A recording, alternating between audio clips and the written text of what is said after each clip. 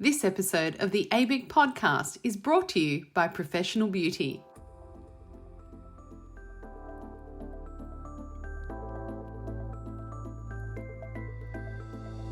Hello and welcome to the ABIC podcast, your online support community for the aesthetic and beauty industry.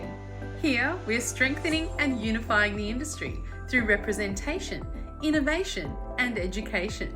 This is a platform created and dedicated to the aesthetic and beauty industry, valuing unity and advancement. We serve to represent, support, and inspire you by connecting you with industry experts, expanding your knowledge through educational pieces, and bringing you the latest industry news. This is the ABIC podcast.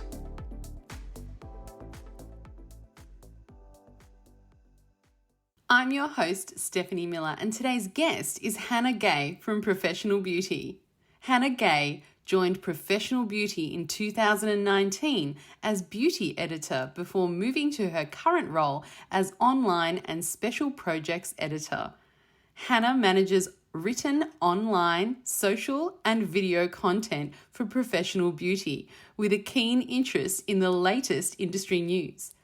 She loves to be kept up to date on professional brand and product launches, business profiles, and all news impacting Australian beauty salon workers. Here to discuss how we can elevate the esteemed beauty therapist from Professional Beauty, today we welcome Hannah Gay.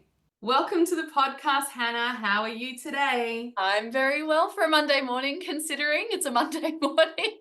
No, but I'm good. I'm so excited to be here, and I'm so excited to chat about this particular topic, Steph. I know it's something that's really important to us as an industry. So Absolutely. And before we get into the topic, so today we're talking about elevating beauty therapists, and that's something that you do on a daily basis within your job role. But Hannah, I am dying to know all about you. Tell us, how did you come to be in the beauty industry? yeah, funny actually, because I always wanted to be a journalist. I was one of those typical teenagers, buying copies of Vogue, anytime I got a paycheck and flicking through beauty pages, every magazine under the sun I've read, and I probably have copies of stashed in my room. So I was always interested in the writing space and following beauty trends. I did love fashion as well. I was sort of eager to go down the fashion route, but funnily enough, when I started in the industry and writing in journalism, beauty just captured me. I think there's just something so authentic about the beauty industry, and I think we've really seen that with this movement toward even influencers and the way that we consume beauty content in the last sort of 10, 15 years. You can see that authenticity in people's shine when they're talking about beauty and the way that products are applied and things are used. And so I think I just really responded to that almost down to earth nature of beauty and writing about beauty. And then on the flip side, there's also this, incredible amount of knowledge around ingredients and products and technologies and the way that we use the skincare and devices. So as a journalist, it's fascinating to write about because there's just so much innovation going on almost what feels like a daily basis. So I kicked off my career about 10 years ago, and I started a very traditional trajectory. I have a degree in journalism and started working in the consumer journalism space. So I spent probably the first half of my career writing on a lot of sort of weekly gossip magazines through to I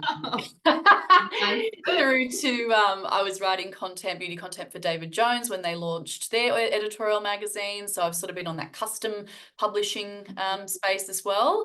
And then, about 5 years ago, got my start with Professional Beauty, and that really was just a job that popped up on Seek, and it just was the right place at the right time. And I thought, love that. I love the idea of kind of trying something a little bit different, and I haven't looked back. I don't know that I could ever do anything other than B2B beauty journalism again. It's such a unique space, and absolutely love it.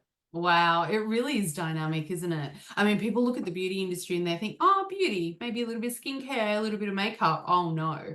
Once you dive into that rabbit hole, there is so many avenues that you can take. And just when you mention technology and innovation alone, that just opens up a whole new aspect to be able to talk about, communicate about. And speaking of talking about, communicating about, how is it sitting there writing for chunks of your day? And I Yeah. know for you, I don't know, do you get writer's block or what? Totally get writer's block. It's still a thing regardless of how many years experience that you've had.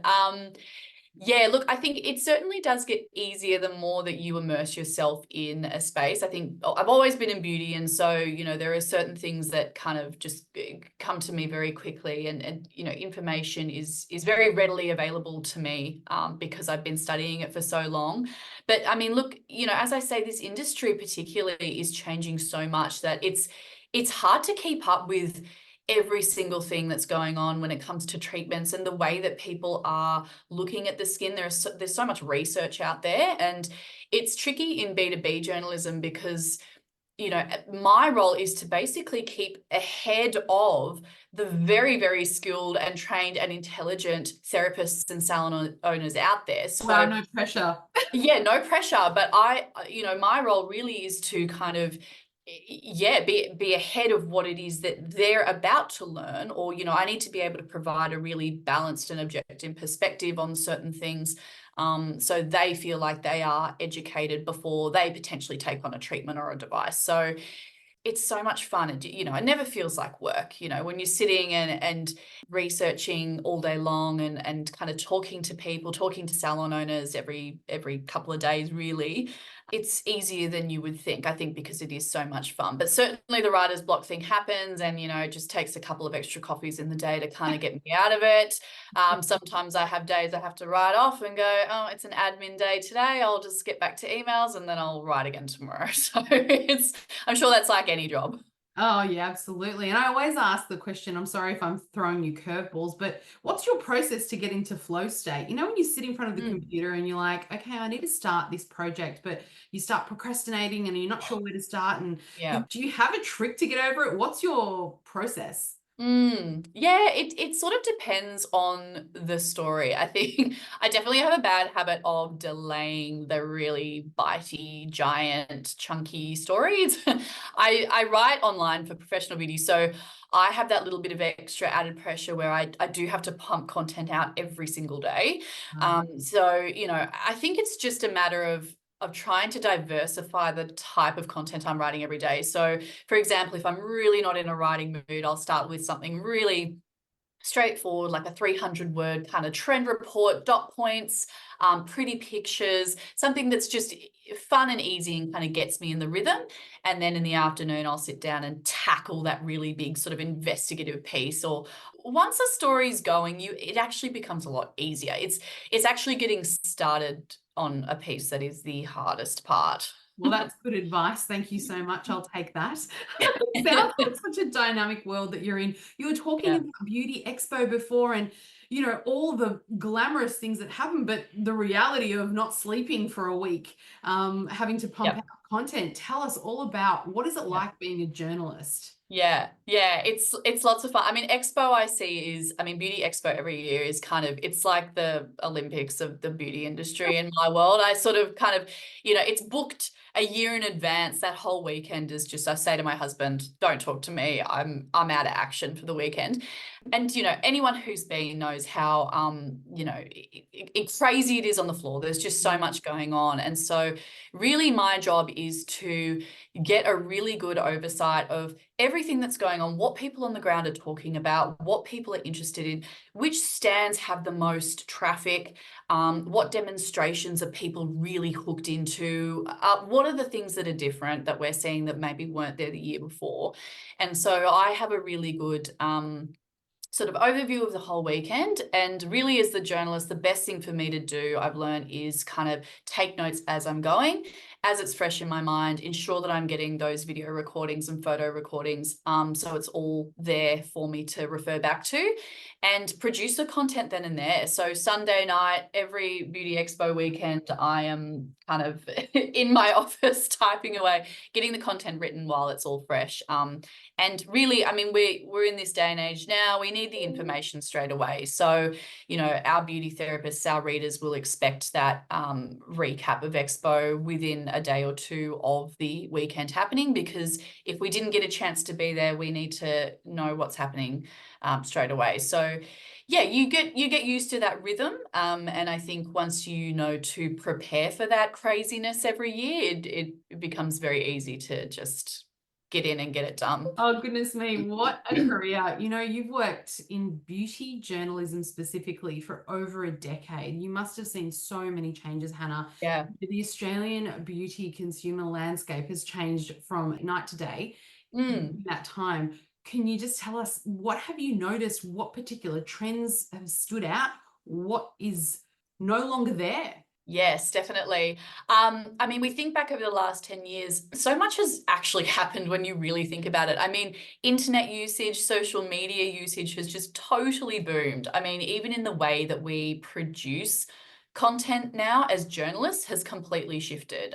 Professional beauty's been going for almost 30 years, which I'll talk about a little bit later. But even when we first kicked off as a publication, it was print only, our glossy magazine every quarter. And now we've got a whole website, we've got 2 e-newsletters, we've got 3 social media channels, and that information and getting that information quickly is as important as it is providing that magazine every quarter. So, all of that has shifted dramatically. We obviously also went through COVID a few years ago. And so, small and medium-sized businesses, the way that they operate has changed as well, many of which are still in recovery mode, which is quite difficult. And then, to top it off, we're experiencing this economic crisis. So a lot of business owners have had to sort of shift their mindsets into, how are they going to invest their money now? How many staff members can they take on? And, whether or not it's feasible to scale their businesses and offer these new and exciting innovative treatments. It's not as easy as, oh, this new thing is the hot new thing, I want to take it on at my business. There's so much more consideration that has to happen now.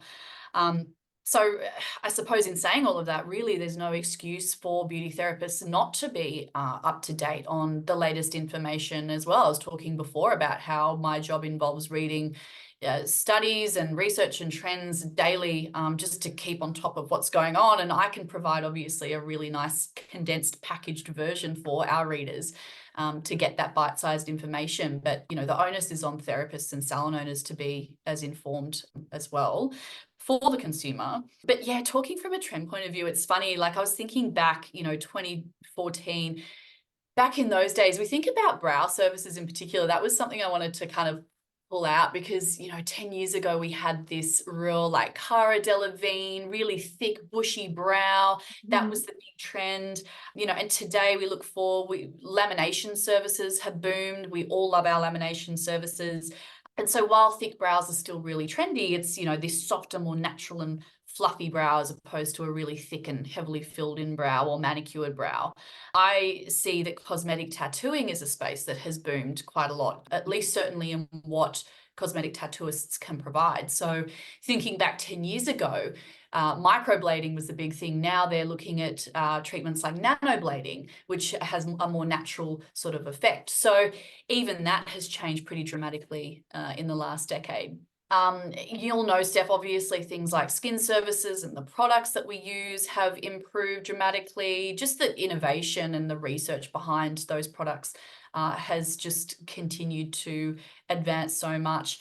Gut health, interestingly, is a field that is really focused on these days. And it's actually rare that I'll walk into a beauty salon and find a stockist not stocking ingestible products these days, whereas 10 years ago probably wasn't the case.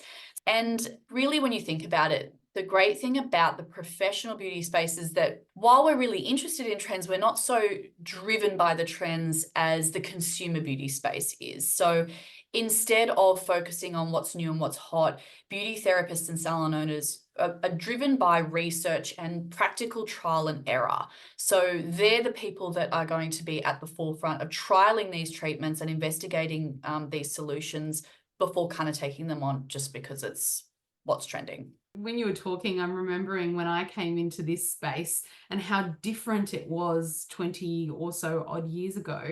And I went straight into the dermal, medical aesthetic side of it, Yeah.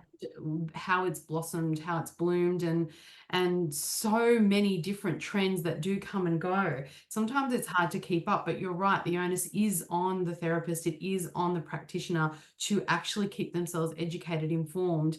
And the beauty space has just come such a long way in that Yeah. amount of time. And honestly, that's thanks to the education and information that we have available at our fingertips. And big part of that is actually professional beauty and what you do for the community. How is Professional Beauty magazine different from other B2B and also B2C publications?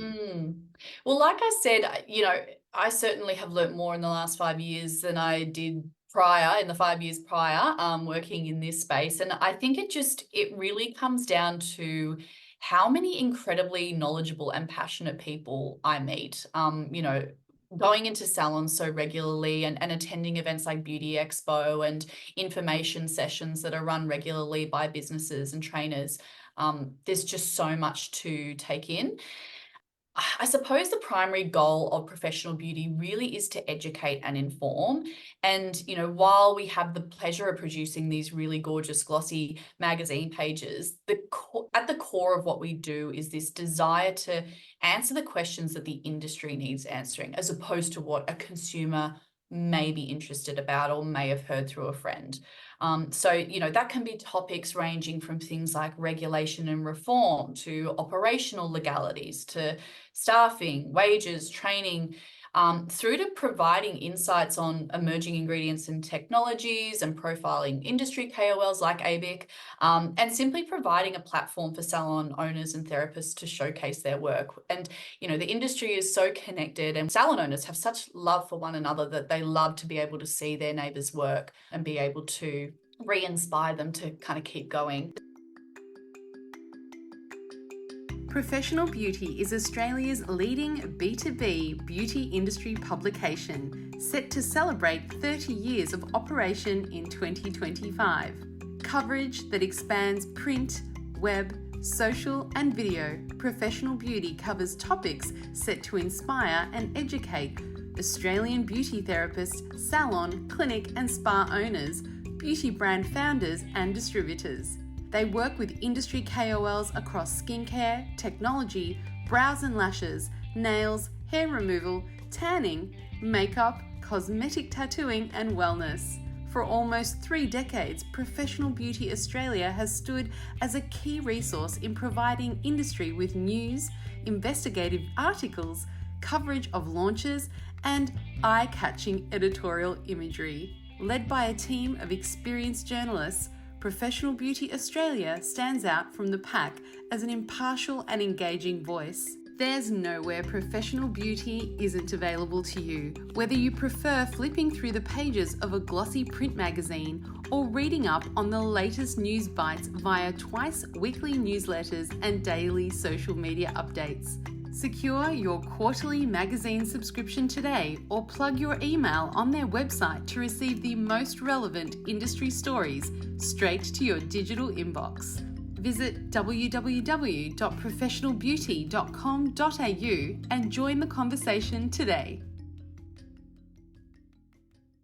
So, as I said earlier, we're available in multiple formats now because of this digital age that we're living in. So we do have our quarterly magazine, but we are also readily available and updated daily through our newsletters and our website and our social channels. The other thing that we're really excited about is in 2025, PB is going to celebrate its 30th anniversary. And that is a pretty incredible milestone, I think, because you look at the Australian publishing landscape, and I mean, how many consumer magazines even can you say are still around from 30 years? So I think it goes to show that we have really adapted the way that we create content over the years. And I think it really just goes to show that there is still a need for this kind of information, particularly as the industry continues to grow and therapists emerge, having trained in different ways and learnt different things, and information is available in different ways. It just goes to show that professional beauty is still as relevant now as it was 30 years ago. I think it's even stronger, to be honest. The amount of information that Mm. actually goes through those pages is astronomical. Often think to myself, how do you guys do it? And you actually have such a limited team as well. You're a tight Yeah, team, right? Of yeah, dynamic people. yeah. You are a small team. Congratulations on the 30 years. That's next year. Thank Wow. you. It is, yes, and we will certainly be making a big deal of it. So everyone will be, yeah, well aware that it's happening, and we want to involve the industry as much as possible. So we'll certainly be making a big, yeah, song and dance. That will be super, super fun. You know, you were saying just before you mentioned that you meet with beauty salons and beauty staff. You do that, I know, on a maybe very regular weekly basis. What do you Yeah. see that are the common type of themes or topics that you all discuss when you go into your clinic visits? Yes, I have the very fortunate role of being able to visit salons, yeah, probably near weekly. And look, to be honest, I do that both as a beauty journalist and as a consumer. I mean, I kind of like to do a little bit of a mystery shop when I go and get my brows waxed or, get a spray tan. It's because of the knowledge that I have around the industry and what those therapist processes are. I like not to tell them necessarily that I'm a beauty journalist, but to kind of go in and just see the process. And look, in all honesty, it's nearly impossible to find a business that isn't performing incredibly well. I think, like we were saying before, the knowledge that therapists have these days is just incredible. And the professionalism is just, it continues to impress me and inspire me. So it's been, yeah, exciting to see that happen. One thing I do find, particularly at the moment, is a common concern for salon owners probably is around this topic of staffing. And it's not just about attaining really brilliant staff members, but retaining them as well. And this is something that I've written about on a few occasions now for PB in the last sort of 6 months. So, you'll know a lot about this, Steph, but as we know, the industry in Australia remains unregulated. And so, with that, I think therapists are seeking qualifications from a range of suppliers, and that could be through our traditional TAFE institutions all the way through to our weekend short courses. And, while the degree of training a therapist undertakes doesn't necessarily correlate to their level of skill, Mm. what does vary is the method in which these treatments are performed, the style in which a consultation is conducted, and the degree of knowledge that therapists have around treating certain indications and allergies. So the tricky thing is that without this baseline level of knowledge, this can land business owners and their clients in pretty hot water. And we do see this happening from time to time. The solution to this is to kind of keep business owners flexible in their approach to hiring staff, but in much the same way, incoming staff need to be malleable and willing to adapt to the protocols of the individual business. And so tell me, Steph, I want to kind of flip the question back to you because we were talking about this earlier, and the regulation stuff is huge, and this is a topic I'm sure ABIC can talk about all day. Mm. But you do have a safe skin certification now, right? So that, as far as I understand, is helping to create that baseline in the industry as a really great starting point. Absolutely. Thank you so much for asking. And I know you have a keen interest in this as well because we have talked about it a couple of times. But Safe Skin Certification is a benchmark program whereby ABIC will partner with a salon or clinic to actually go into the clinic virtually, of course, because it's much more time effective to do this virtually these days, and certify 8 categories within their salon or clinic, starting from their business services to their HR policies, to workplace health and safety, to education, and so much more. And we actually go through these 8 categories and make sure that the clinic or salon is actually operating at that benchmark practice standard. Once we do go through the whole processes that they have, that includes reviewing training manuals and so forth, and staff contracts and their licenses and their CPD. Once we do that, we can actually certify them as safe skin clinics. So we know that they're operating at this benchmark standard. Now, this all seems huge, like a huge endeavor, but actually we've streamlined the process. So it only takes a few hours, Mm, and we have provided documentation so that if you are missing any gaps, if you've got any gaps in your business, we help you to fill those with pre-loaded templates that you can actually use, modify, and bring into your business. So then you can actually say to your to your customers, we are safe skin certified. We operate at this recognized level. And I suppose when we're talking about reputation and public perception, that's one thing I wanted to ask you, because it is very important. Public perception and our reputation as beauty therapists is, I suppose, paramount to us these days. Do you see it changing? Do you see it improving? And what do you think will actually help move this crusade that we have all together as an industry to actually have that public perception be elevated? Yeah, it's a great question, and it's just such a big one to kind of tackle. Look, I would like to think that the perception around the salon industry is improving. Like I say, because therapists are so skilled and so capable, and that's all made so much easier by the advances that we've seen in R&D in recent years, that have led to better treatment offerings for clients.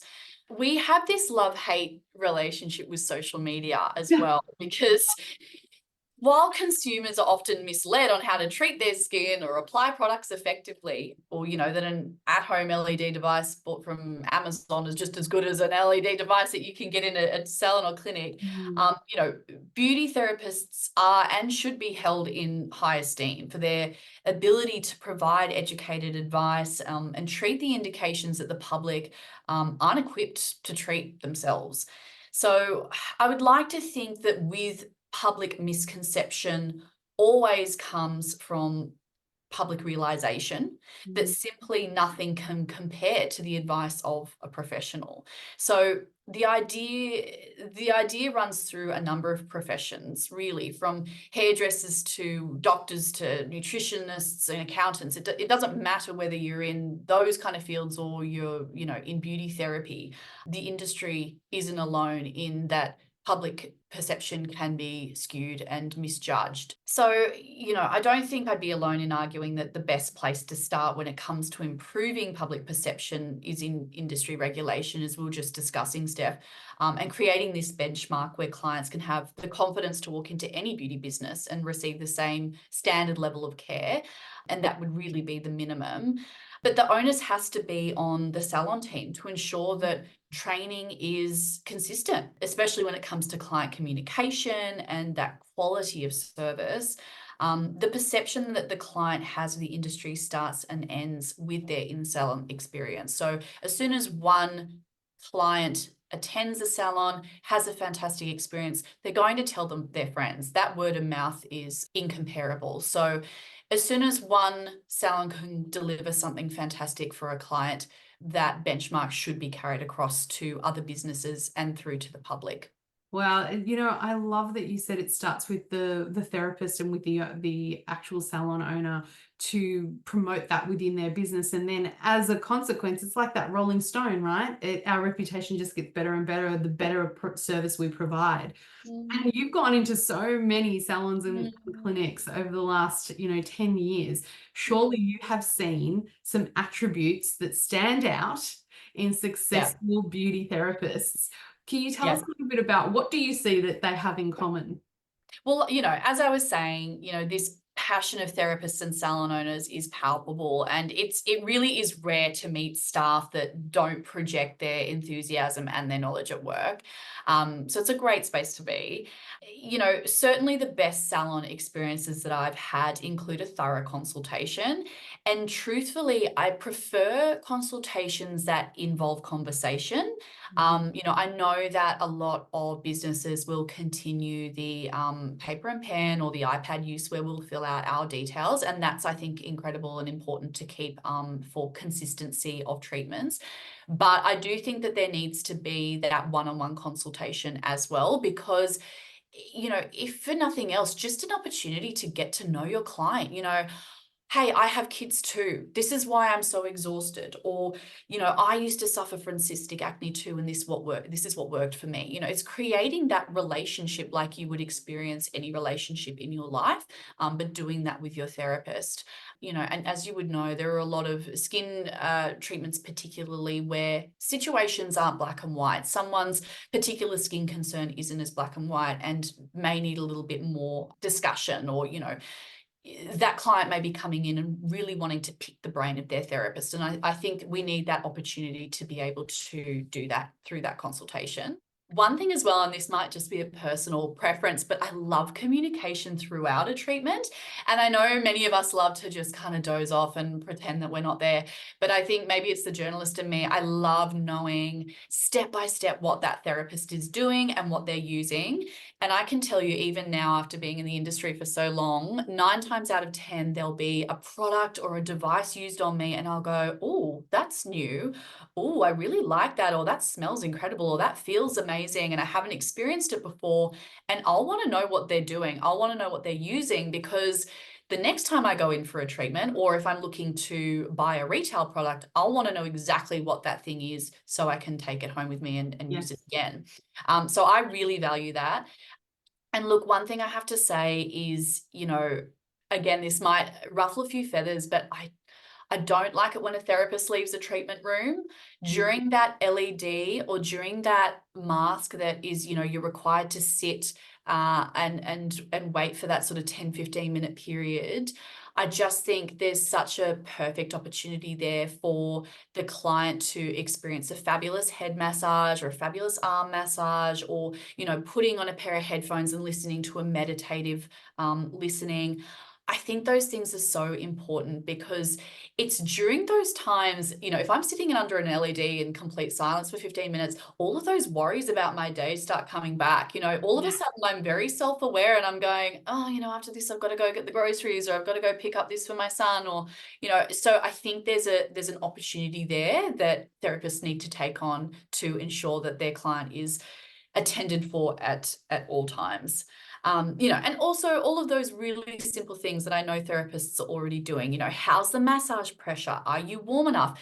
Do you need to use the bathroom before your treatment? And as clients, we're just rushing in and out. We don't, think about these things when we're on the way to the salon. We're just kind of wanting to get there to make sure we're there for our appointment time. So as a therapist, asking those questions, it just it gives so much more confidence, I think, to your client entering your space. Oh, I love that you shared all of that, because it really is, we do have the power to change someone's day, someone's life, someone's skin. Yes, And then taking that little bit of extra time when they are under the LED, or when it's supposed to be that quiet time to redirect their thoughts and connect them back with their body. Even if you think of yourself as, oh no, I treat only clinically, there's the human touch element of it that we totally. keep forgetting that beauty therapists understand fundamentally, and that is that our body, our minds, our health is all connected.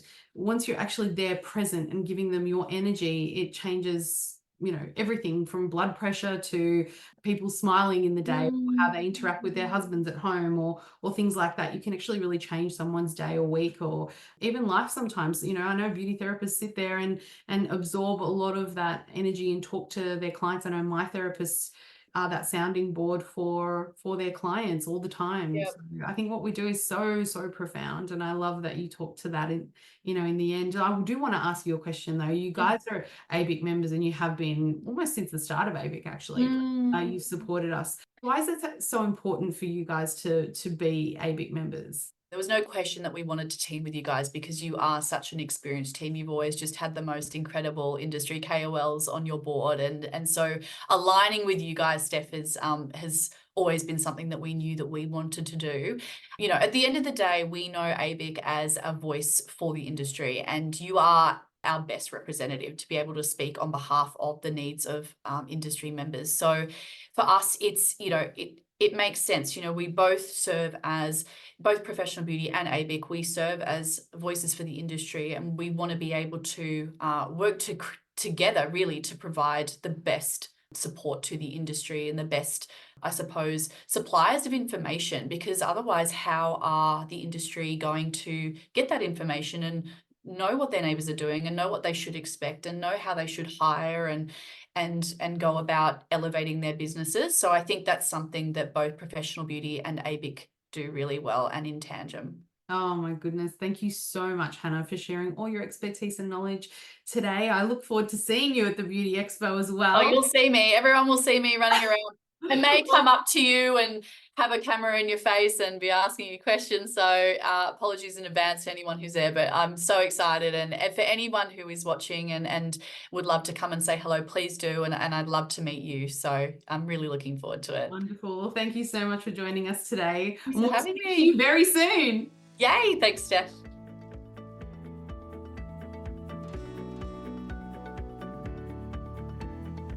You've reached the end of another episode of the ABIC podcast, your online support community for the aesthetic and beauty industry. Thank you for listening, and until next time, stay connected.